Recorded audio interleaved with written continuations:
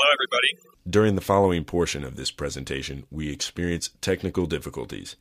The problem does get resolved, and the quality will improve shortly. Thank you for your patience. My name is Gregory Fleischer, and this is attacking Tor at the application layer. We'll get started with some kind of a brief overview of what this talk is going to be about.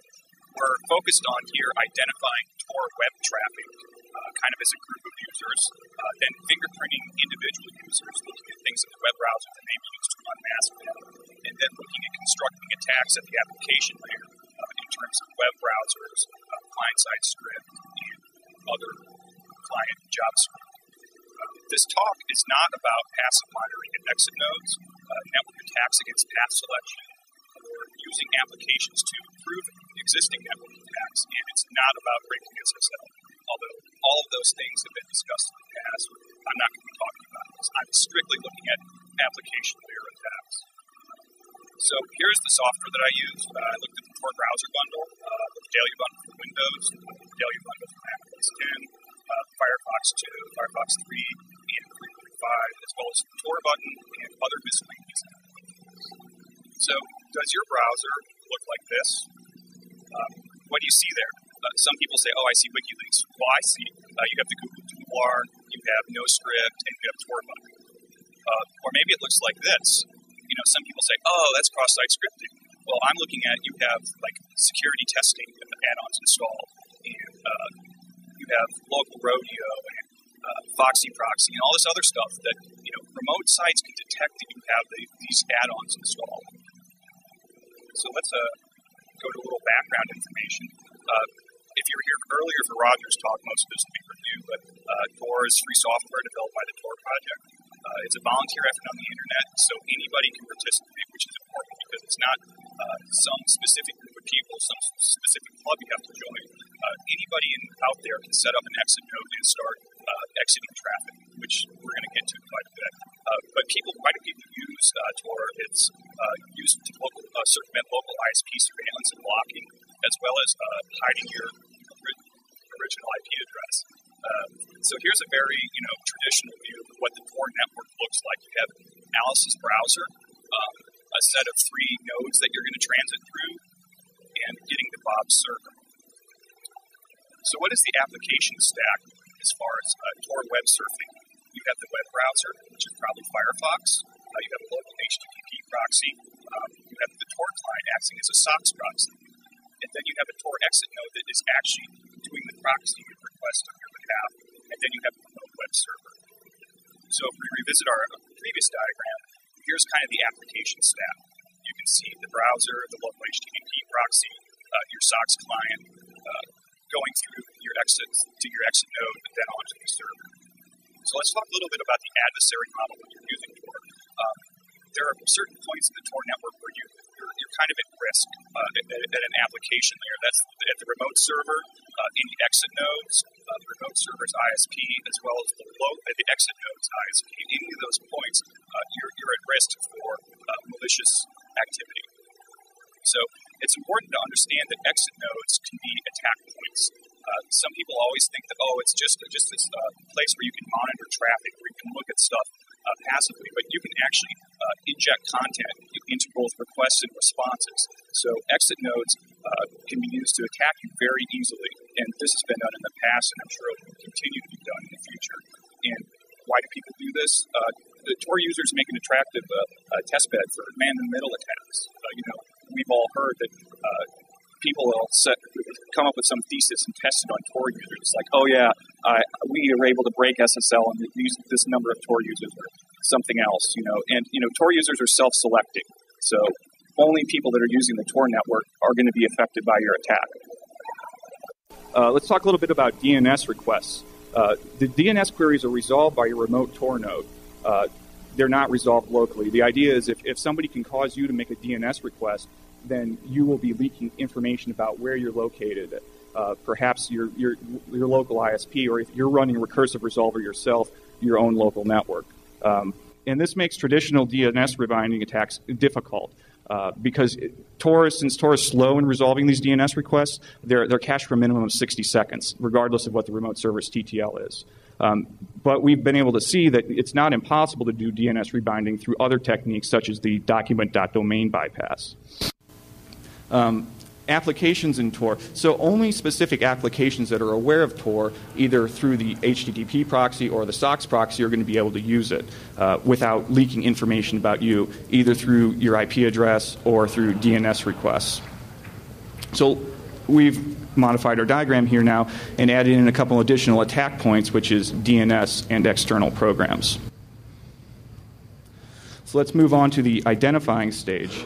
How do we go about detecting Tor users as a group? The group of Tor users, when you go to visit a site using Tor, you kind of stand out. I mean, sure, there are a lot of people using Tor, but in the global scope of the internet, you're a very small group of people. So it's pretty easy to get a list of IP addresses of all the known Tor exit nodes. And I mean, this is by design. You have to know what these IP addresses are to construct your path through the network. So something like the Tor bulk exit list can be able to be used to retrieve a large exit list of all the nodes, all their IP addresses, but there are a few other alternative methods.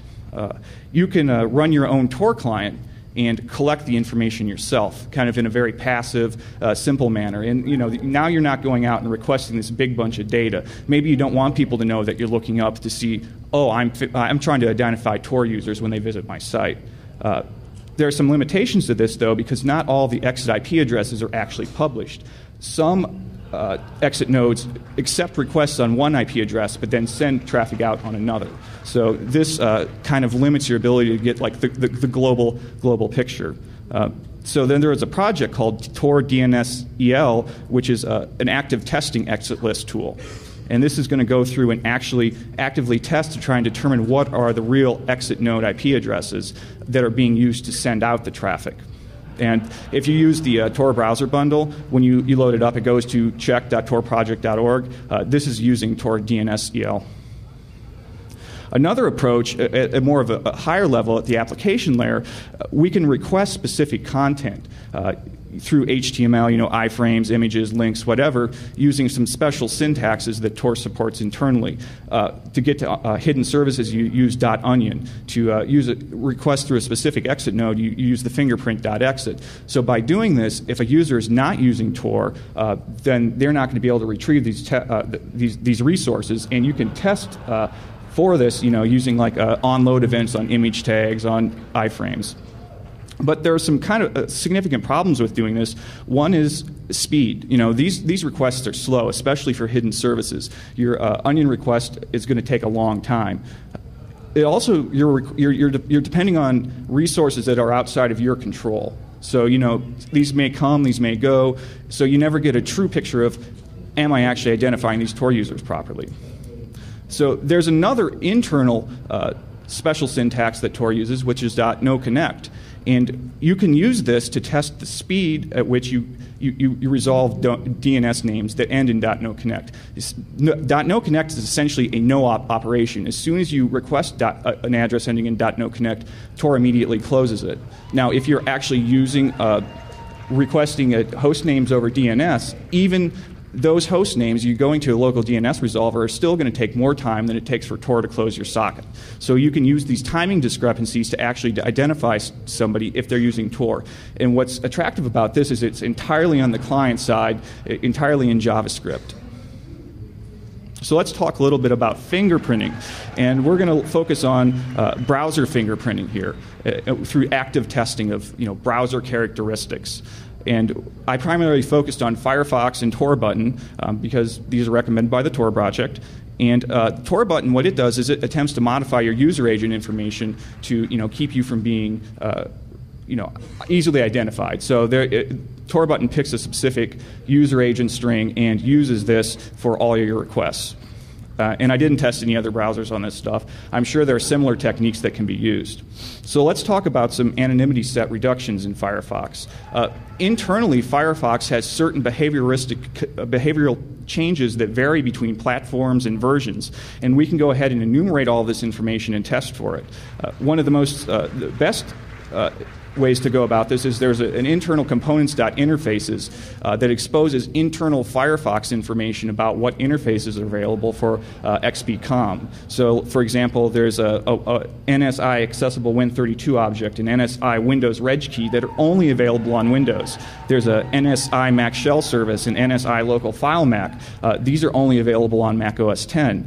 There's this NSI Script Security Manager 190 branch that was added in 3.0.12. So you can test for these and identify what platform a user's on and what Firefox version they're running simply based on the existence of these values. They could be returned bogus information, but simply having them be present, we can enumerate them and test on it. So this allows us to unmask the real user information.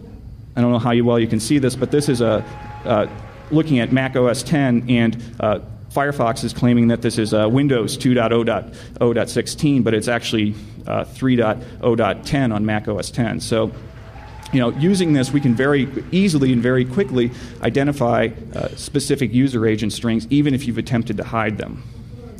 We can also look for installed and enabled Firefox add-ons.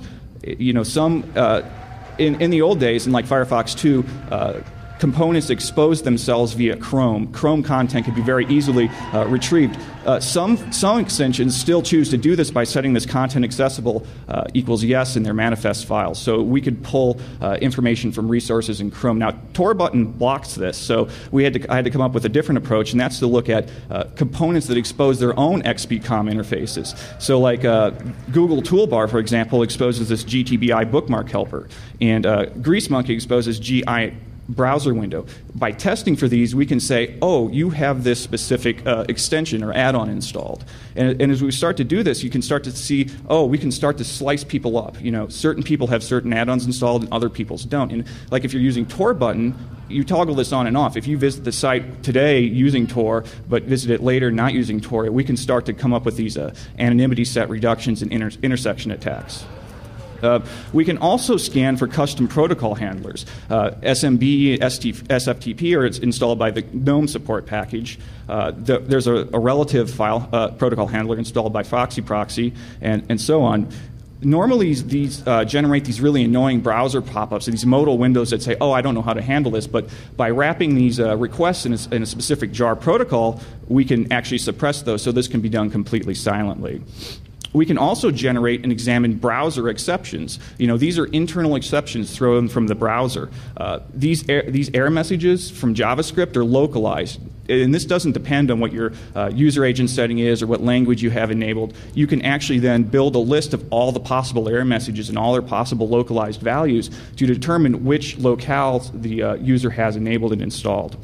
Additionally, we can look for internal exceptions, generate errors in the Firefox code. Here's a pretty good example. This browser feed writer has a problem where if you create it without calling a method and then close it, it generates this exception message, and it actually leaks your installation location. I mean, normally that's probably no big deal if you have it just installed in the normal location. But if you have Tor browser bundle installed and you put that underneath on your desktop, this will reveal your username. And this can happen in Linux and Mac OS X as well.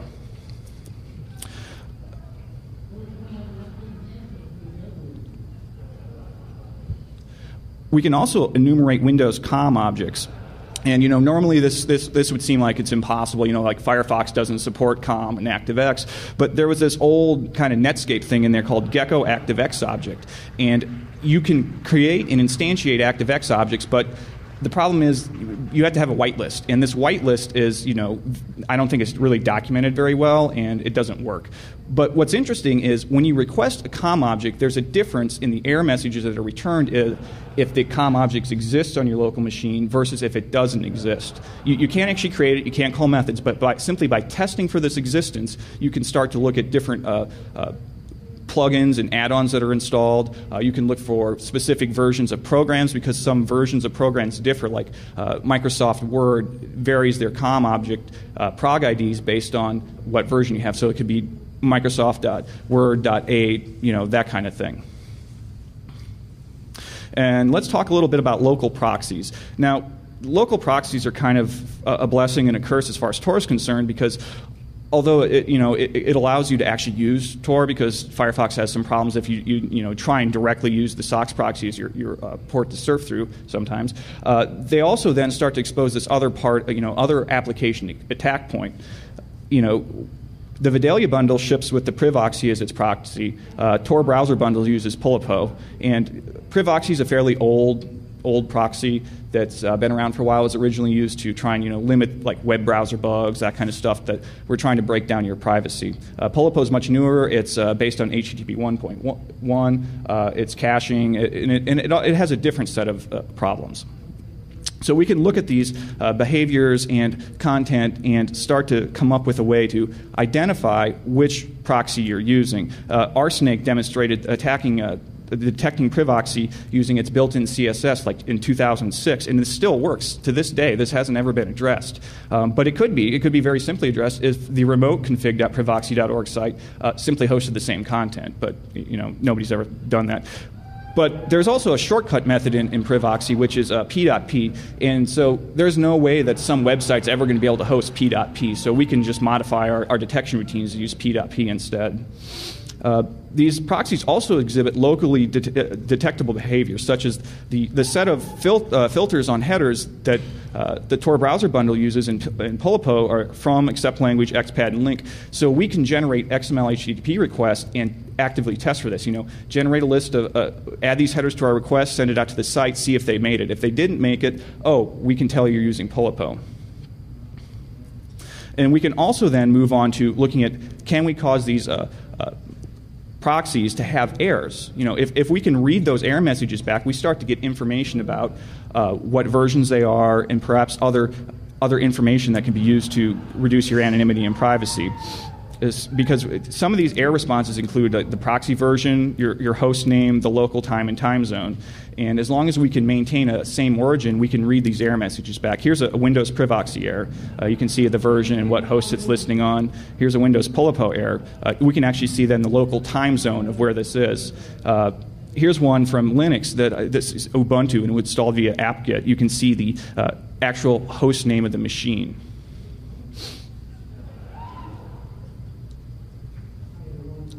So how do we go about generating some of this information? And we can use browser defects and edge cases to get to this, like generating a post request without a length, using an IPv6 host name. We can use malform authorities, bogus HTTP methods. And the most successful one so far I've discerned is the IPv6 host name. Both Privoxy and Polipo and other proxies fail miserably when attempting to parse that. But even if the client side is fixed, we can still cause errors from the server side.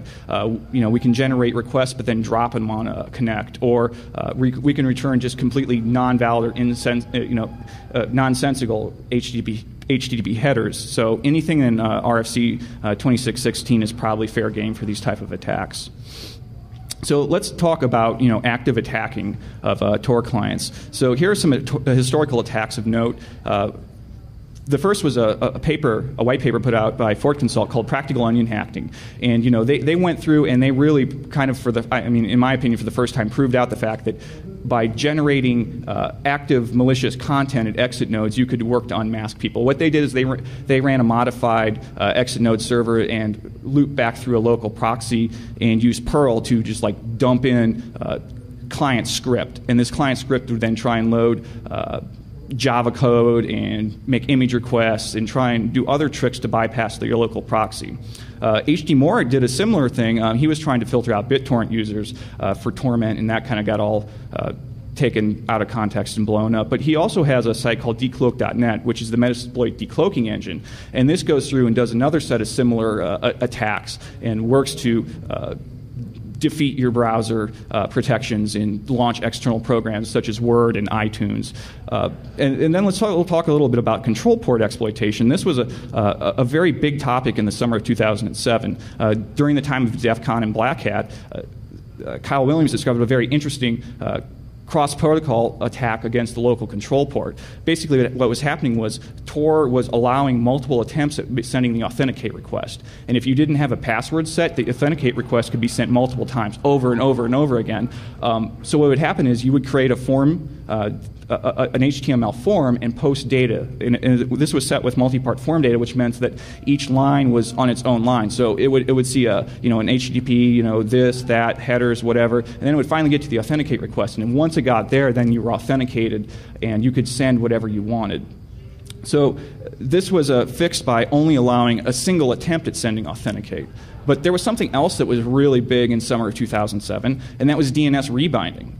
And I mentioned before that the traditional DNS rebinding attacks against Tor didn't work too well, but we could use the document domain bypass to use Java to create raw socket connections. And at the time, Tor button didn't block Java, so this was an extremely effective attack. So we moved on, and then we said, okay, well, the protection is to set a control port password. Don't allow empty passwords, and we'll get back to that in a little while. So Tor button does offer some protection against scripts. It attempts to filter out some dangerous protocols like resource, Chrome, file. It masks your identifying properties, and some of these are implemented in JavaScript. It's through hooking of the browser properties, but kind of what can be done in JavaScript can also be undone in JavaScript. So let's talk a little bit about defeating Tor button protections.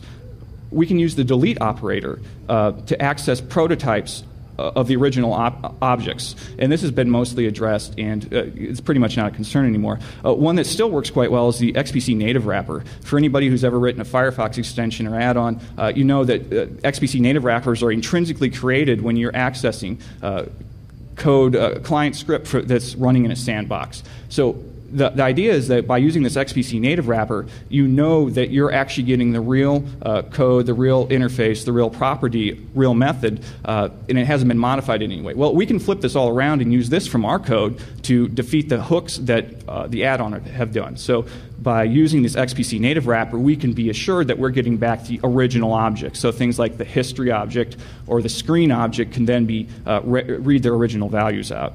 Another method that I discovered is using the components.lookup method.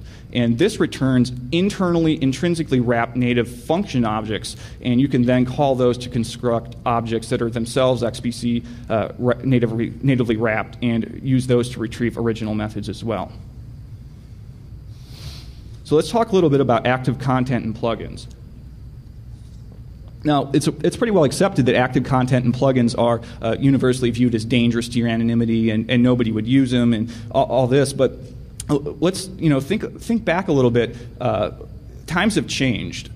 We're no longer just people are using Tor not strictly based on wanting to remain anonymous. There are a lot of people that are using it to circumvent local restrictions in their ISPs. The Iranian elections is a pretty good example. And these people want to use Flash. They want to view YouTube. They want to have Java enabled to do stuff. So there's going to be this kind of maybe a tipping point where it starts to be like, well, maybe it's not so bad. Maybe it's not so dangerous. And that should be a real concern because even when you have your plugins disabled, there's been discoveries that show that you can directly load content because internally Firefox has MIME detection and file extension sniffing that it kicks in. So this can be then used to really get after you.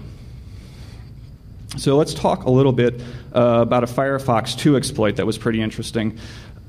The Tor button behaves differently if it's launched from a disabled state versus if it's launched from an enabled state. And there were some approaches that you could use then to load the active content. In this case, it was Flash by wrapping it in multiple protocol handlers. And Tor button was attempting to say, "Oh, you're trying to directly load something," and it would fire, but it would fire too late because by the time it had actually loaded, it was already too late. The Flash was running. So the way this was constructed was by using the jar protocol, sticking it. Then view source in there and loading from a jar file an attack file. And this jar file contained an attack.html and an attack Swift file, and these two things then would be loaded, and the attack HTML would directly load the attack Swift file via an iframe.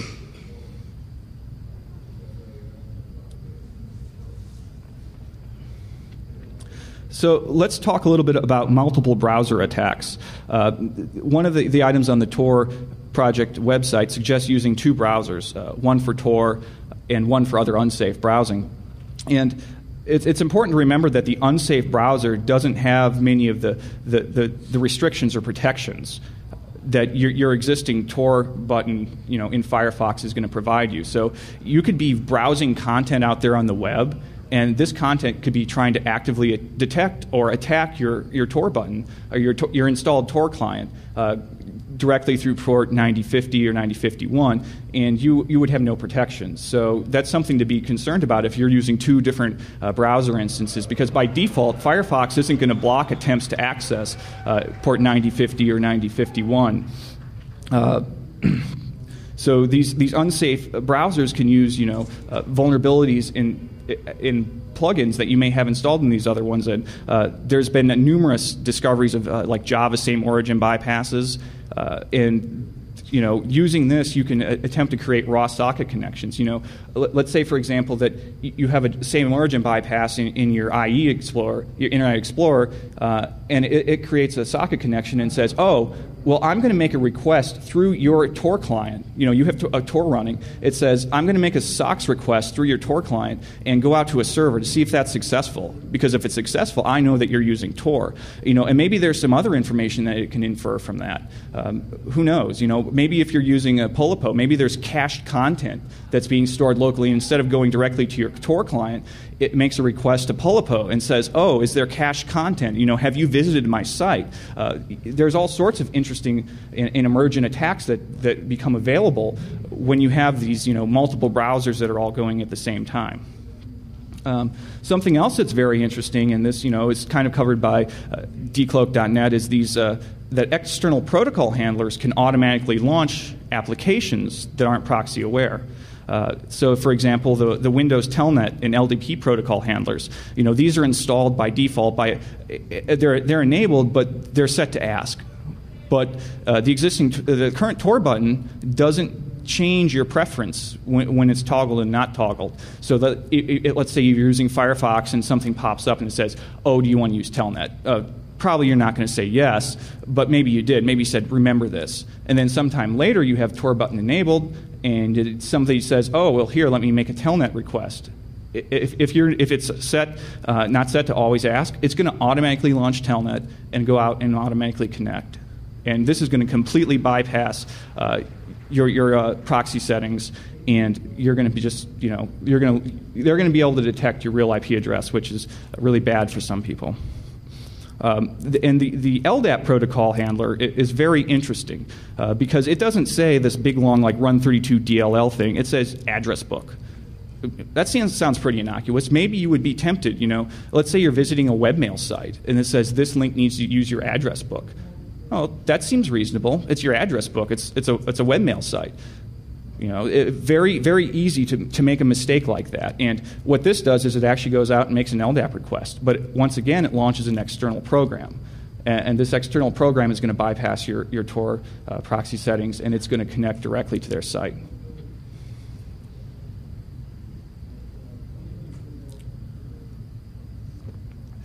So let's talk a little bit about running JavaScript in your browser. I mean, something that a lot of people suggest is don't run JavaScript. Don't run JavaScript. You'll be safe. Don't run it. But there's this interesting problem that your add-ons that you install in Firefox are running JavaScript under the scenes. And if they're doing stuff that's maybe making DNS requests or maybe launching external programs, you're going to have a significant problem because you may think you're not running any JavaScript, but internally your browser's running JavaScript. So here are some ones, and I just focused on kind of security type add-ons like Perspectives, which goes out and attempts to discern whether SSL certificates are valid, and it does this by querying multiple sources. But in doing this, it's using DNS. And these DNS requests are, bypassing your local proxy settings. And this is especially bad in Firefox 3.5. I don't know if there was some change that was made or what. I haven't been able to determine, but it appears that any sort of synchronous DNS requests that are originating from your add-ons are bypassing your local proxy settings. Local Rodeo, that's another interesting one. Local Rodeo is an add-on that attempts to prevent remote sites from connecting to your local network or local host. And it does this by, well, using DNS, because it says, oh, where are you trying to connect? Oh, you're trying to connect locally. Well, where are you coming from? Well, I'll use DNS to figure that out. The Netcraft Toolbar, people install this because it has like anti-phishing capabilities. But once again, it's using DNS internally, bypassing your proxy settings.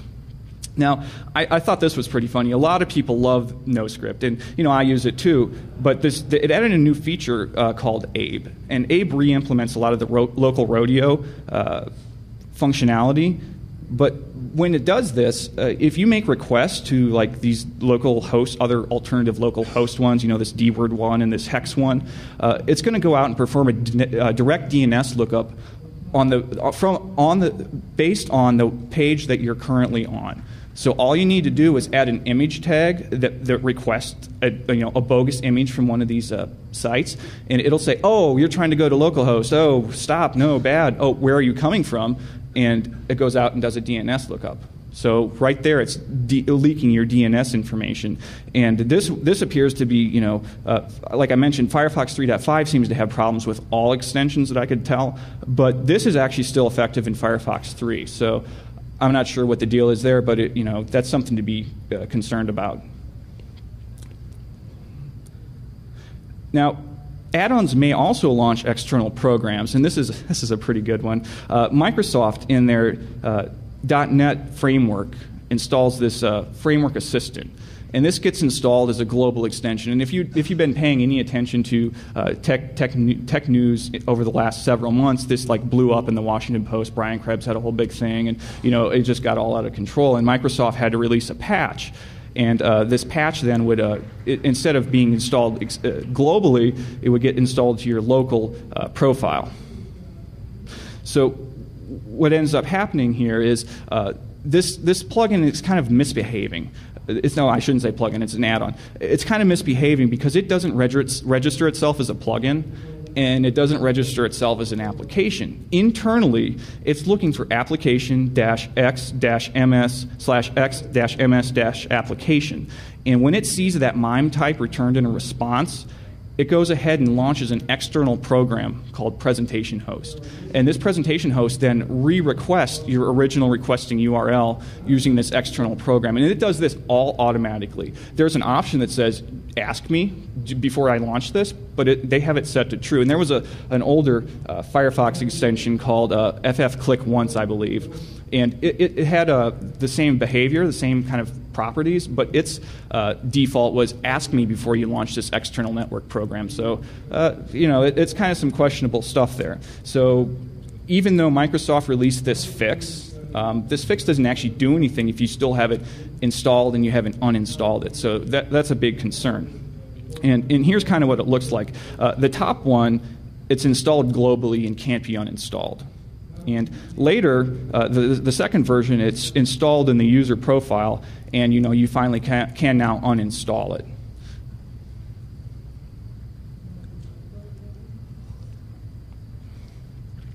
But there's a problem with the Microsoft fix as well. They install this under your user profile. And maybe they figured everybody's like most people, and they just install Firefox on their C hard drive location and are done. But some people run portable versions of Firefox, and these portable versions, your extension, your local profile, is installed beneath the data directory. So what happens is, Tor browser bundle, when this plugin runs automatically, it takes its existing self and reinstalls a version of it underneath your profile. So let's say you had this on a USB token.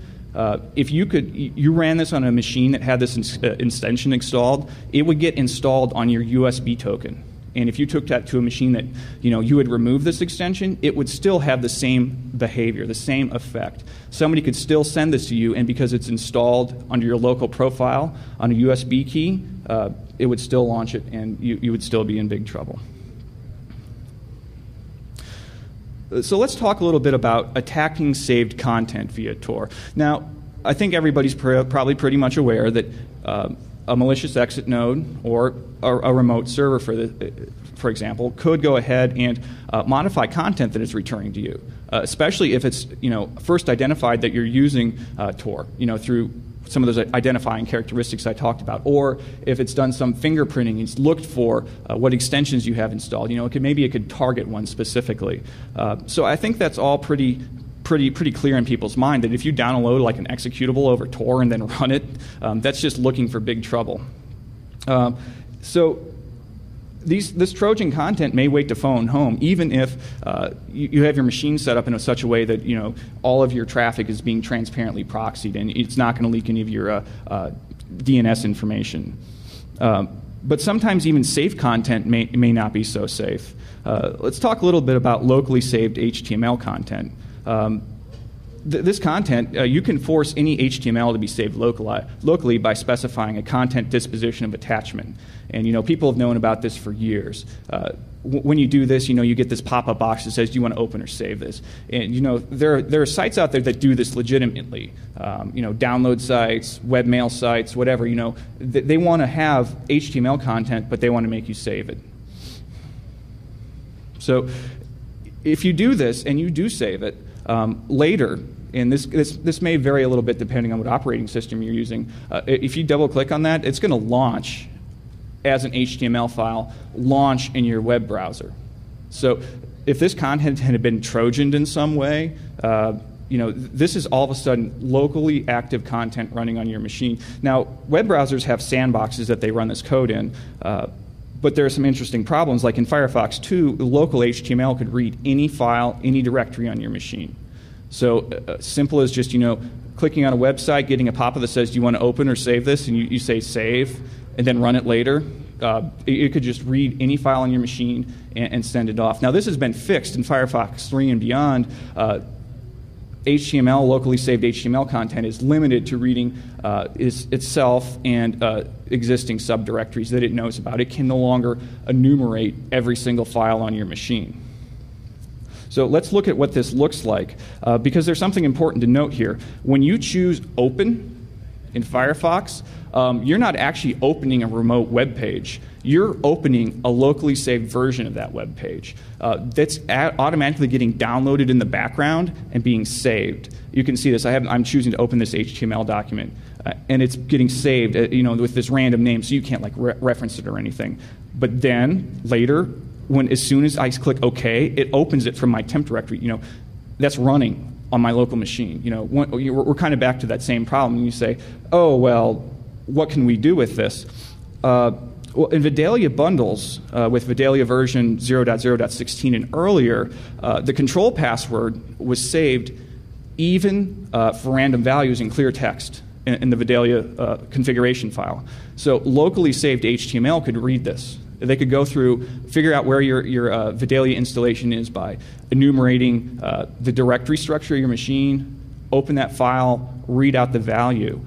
So now if we had Java enabled, we talked a little bit before about, this is kind of in the bad old days. If we had Java enabled and we just happened to have a same origin bypass, we could then construct a request, open a socket, and directly connect to the Tor control port and send the password through. So this could all be done fairly transparently to the user simply by them opening a file that came up and said, "Do you want to open or save this?"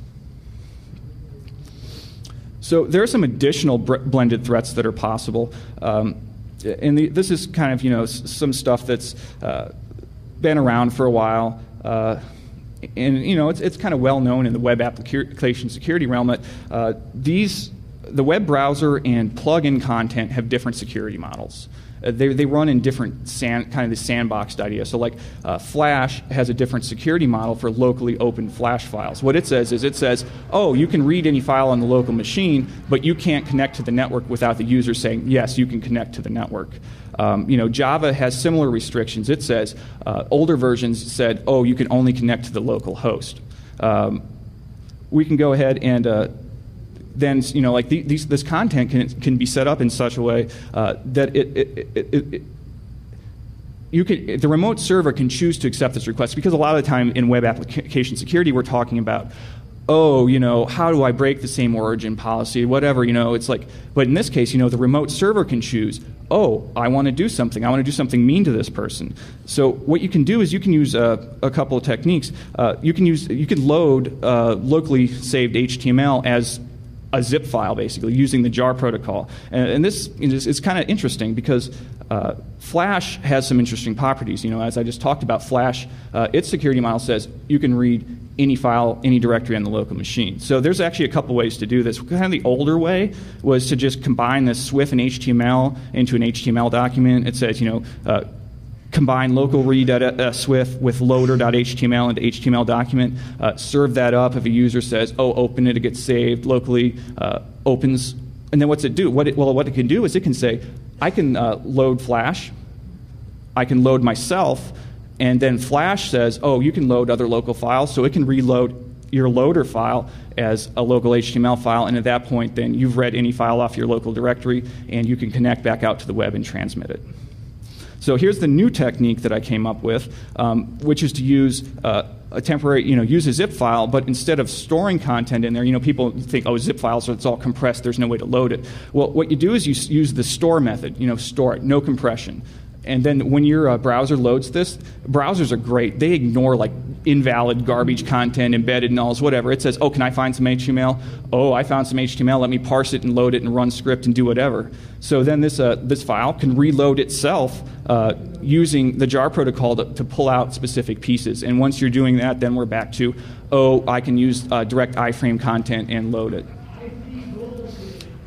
So let's talk a little bit about toggle attacks on Tor button. And these have always been pretty interesting, but I don't think they've really been fully fleshed out. Tor button currently does a pretty good job of trying to prevent you from transitioning from one state to another and leaking information. It handles cookies, it handles cache content, all sorts of other interesting stuff. But here are a couple methods that you can use that attempt to defeat these protections. The first is using a timer, using set interval to create a timer. And what this timer does is when you're on a specific site and you click, let's say you have Tor button disabled, and you start this timer. You visit a site, start the timer. In a new page, you open it up and you say, enable Tor button. You start surfing. Now, in that previous page, that timer was stopped. It stops all the JavaScript.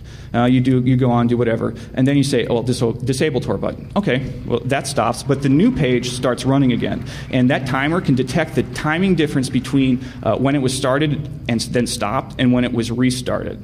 So, you can use that then to kind of time how long somebody's been using Tor and had it enabled. You can also remotely detect Tor button banned ports. Tor button bans some ports. It adds it to the list of banned ports in Firefox. Use port 9050, 9051, 8118, and 8123. Those are the 8118 and 8123 are the HTTP proxy ports for Privoxy and Polipo. Another interesting one is the show modal dialog. The return value can be set using window.returnValue, and when the dialog pops up, if you would do something like toggle your Tor button state, the existing state is maintained back there, and it gets transferred back when you close that pop-up window. And the JavaScript that's currently present waiting to be run is rerun. Now, I'd hope to have some demos, do some live demos up here, but one, it's kind of tricky with Tor running over the web, especially on a hostile network like DEFCON. And as I was preparing for this, I was thinking about, maybe I'll record some movies, and I got this pop-up one day. It said, ready. And I'm like, ready? And I clicked OK. It was an alert box from Firefox, and Firefox crashed, and I was running this in a virtual machine. The virtual machine hard drive started grinding away, and I'm like, I think maybe I should kill this virtual machine off and revert it to a known good state. And what had happened is somebody had launched an exploit, and I'm pretty sure that this was some sort of exit node had injected an exploit into Firefox and had basically owned me. So I wasn't particularly ready to get up here and get owned on stage, so we're going to skip the demos. But the demos, this is a temporary location. The real location, this will redirect to it, but I just put this up there. So everything I've covered here, it's live on the web. You can try it out. Something else I'm hoping to do is to go through and, this stuff all kind of, if you look at the code, it all looks like a magic trick. But what I'm going to do is, post about how I actually went through and got all the component information out of these Firefox versions and add-ons so that you can actually reproduce this yourself. So what are some conclusions to draw from this? There's a huge application attack surface here. I mean, just gigantic. And, all of the, web application attacks that people know and love, you can repurpose a lot of these to attack Tor. And what's interesting is you can actually take some of these things that I've come up with here. There's nothing specific about Tor, and use it to just do attack normal web traffic. Fingerprint normal users. I mean, there are other add-ons out there in Firefox that say, oh, I want to hide my user agent. Oh, I want to hide what language I'm using. You can repurpose this stuff and use some of the stuff I wrote specifically to kind of get around some of the Tor button restrictions. But there's nothing really groundbreaking about some of this stuff. So what can you do? Consider using an isolated environment. I'm pretty paranoid with this. I always run Tor in a VM, especially when I'm doing research on this stuff, because, like I said, it's very easy to just get owned. Only install the software you need. Run a regressive, like restrictive egress firewall. Limit your traffic, and consider transparently sending the traffic out. Everything over Tor kind of from an isolated environment. And definitely remember your safe web browsing habits. Consider using isolated identities. Don't mix your identities. Come up with a specific identity when you're using Tor and only use that identity. Come up with a different identity when you're not using Tor. Only post under a certain account. Be very cognizant of not mixing accounts. And definitely don't ever trust anything that was downloaded over an unencrypted channel. And I guess really don't trust anything that was downloaded over an encrypted channel now either. So that whole SSL thing is pretty funny.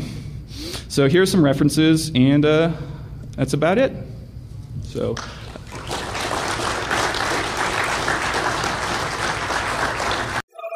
bundle for Windows, daily bundle for Mac OS X, Firefox 2, Firefox 3, and 3.5, as well as the Tor button and other miscellaneous applications.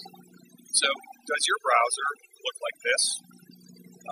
What do you see there? Some people say, oh, I see WikiLeaks. Well, I see you have the Google toolbar, you have NoScript, and you have Tor button. Or maybe it looks like this. Some people say, oh, that's cross-site scripting.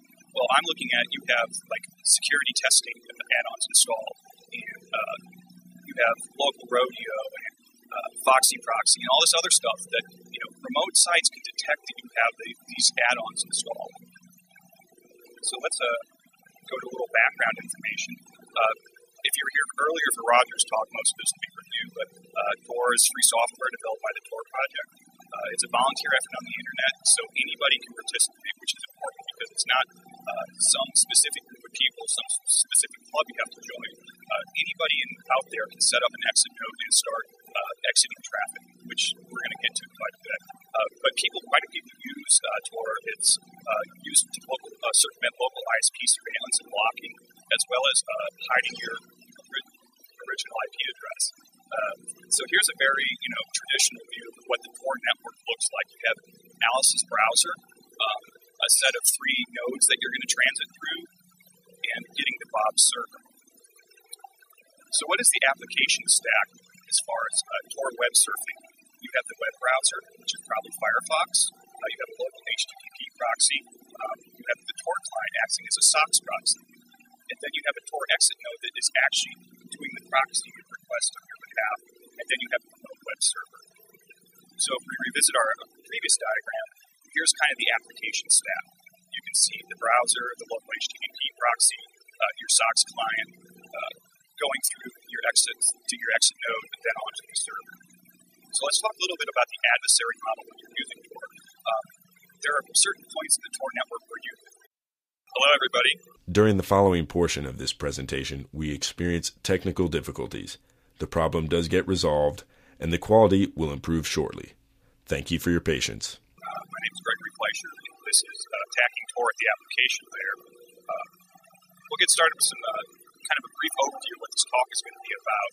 We're focused on here identifying Tor web traffic, kind of as a group of users, then fingerprinting individual users, looking at things in the web browser that may be used to unmask them, and then looking at constructing attacks at the application layer in terms of web browsers, client-side script, and other client JavaScript. This talk is not about passive monitoring at exit nodes, network attacks against path selection, or using applications to improve existing network attacks, and it's not about breaking SSL, although all of those things have been discussed in the past. application layer attacks. So here's the software that I used. I looked at the Tor browser bundle. DNS requests. The DNS queries are resolved by your remote Tor node. They're not resolved locally. The idea is if somebody can cause you to make a DNS request, then you will be leaking information about where you're located. Perhaps your local ISP, or if you're running a recursive resolver yourself, your own local network. And this makes traditional DNS rebinding attacks difficult because since Tor is slow in resolving these DNS requests, they're cached for a minimum of 60 seconds, regardless of what the remote server's TTL is. But we've been able to see that it's not impossible to do DNS rebinding through other techniques, such as the document.domain bypass. Applications in Tor. So only specific applications that are aware of Tor, either through the HTTP proxy or the SOCKS proxy, are going to be able to use it without leaking information about you, either through your IP address or through DNS requests. So we've modified our diagram here now and added in a couple additional attack points, which is DNS and external programs.